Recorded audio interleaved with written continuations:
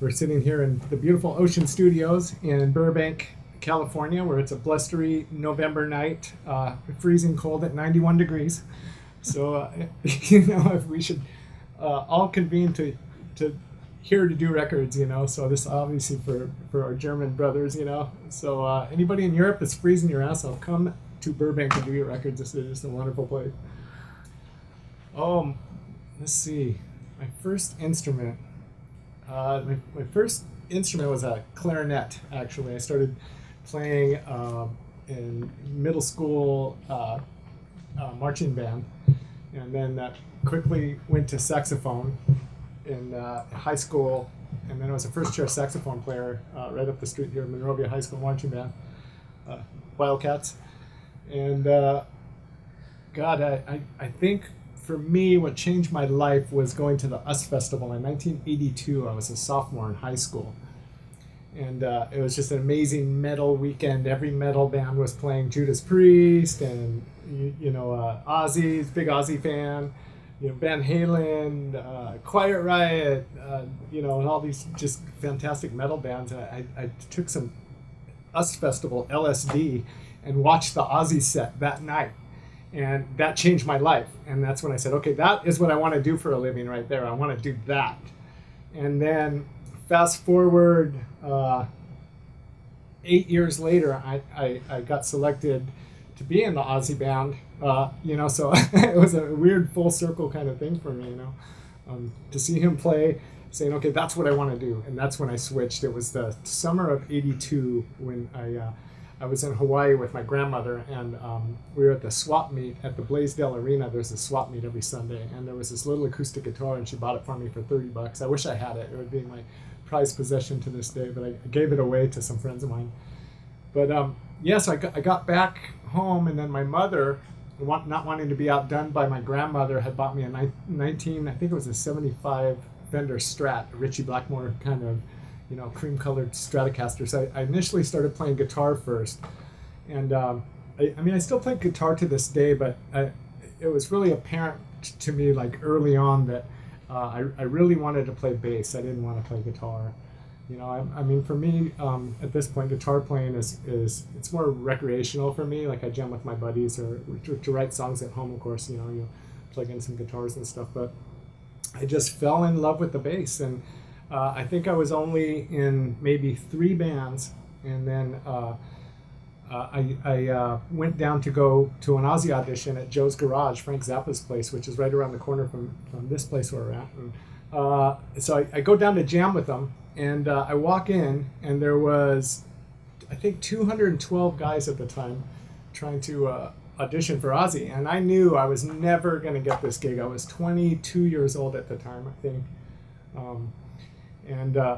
I walked in, I had an LA Kings hockey jersey on and some ratty Levi's. And I walked in, and there was all these guys in, like, fringe leather jackets and just guys that obviously knew and studied these Ozzy songs, and I was just there to go jam with fucking Ozzy, like one time to say, oh, I jammed Crazy Train with Ozzy Osbourne, and so I went in and we Zach Wilde, who was playing guitar for Ozzy at the time, says, okay, what song do you want to play? And I said, okay, let's play Crazy Train. And then he looked at me, he's all, okay, and then goes into I Don't Know, just to fuck with me, So I'm like, all right, so that's the kind of day it's gonna be, huh?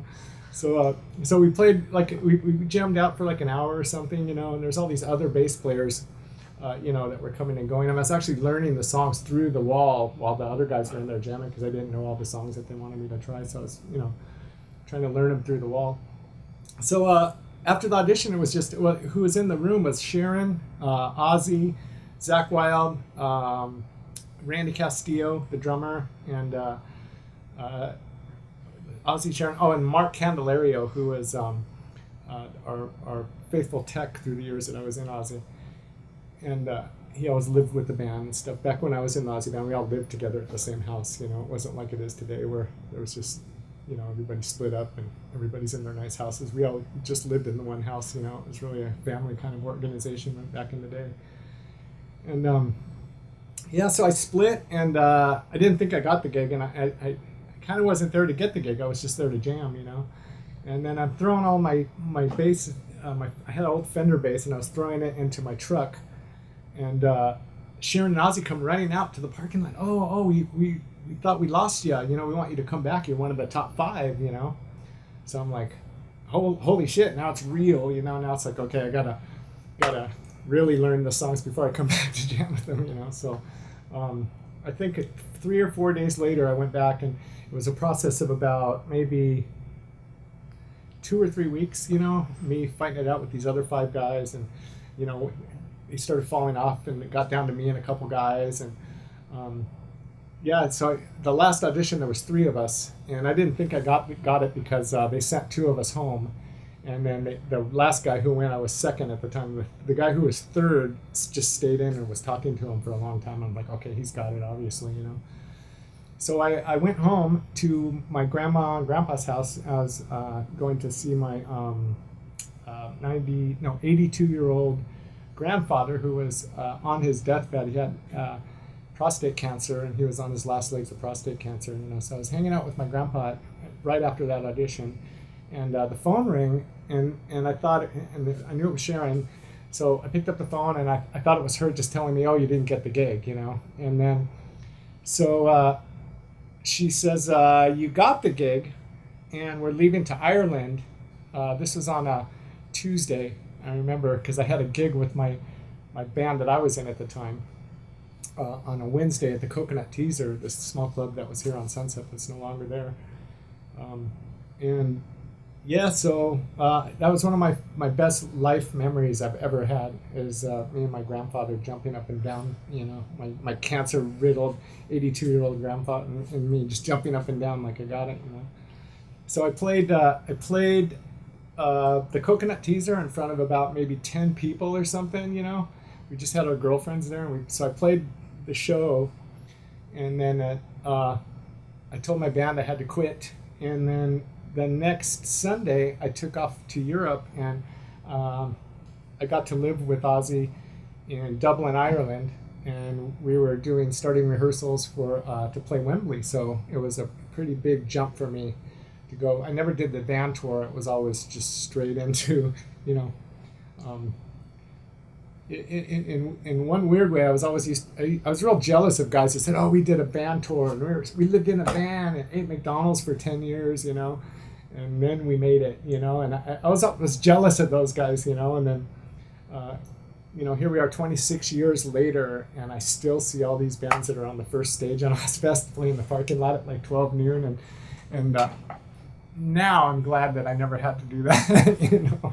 I mean, I couldn't imagine. I mean, especially in this day and age, everybody has to do that now, you know, and so I just got really extremely lucky, you know, to Ozzy was like going to college for me, and then you know, so I played with Ozzy from 90 to 93, No More Tears album cycle and world tour, and double live album we did, and then into Alice in Chains in 93, and then just a rocket ride. Alice in Chains in 93. I remember I'd go back and fill in for Ozzy. I went back in 95, and I went back in 1998 with Ozzy, and then you know, we're still family to this day. You know, he was the one that bought me my first good quality basses. You know, a couple of them are here. This one especially, this Moonburst here, but I guess we'll get into that later.